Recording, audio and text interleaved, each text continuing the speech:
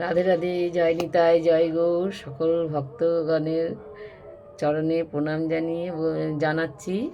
আমি চৈতন্য চরিতামৃতের অন্তখণ্ডে ১৬দশ পরিচ্ছেদ থেকে কয়েকটা লাইন আপনাদের পড়ে শোনাচ্ছি।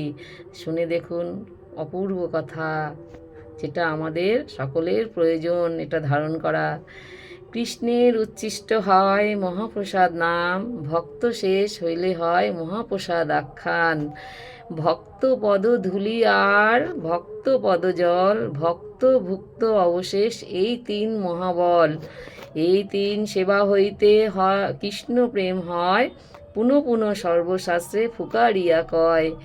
তাতে বারবার কহি শুনো ভক্তগণ, বিশ্বাস করিয়া করো এ তিন সেবন।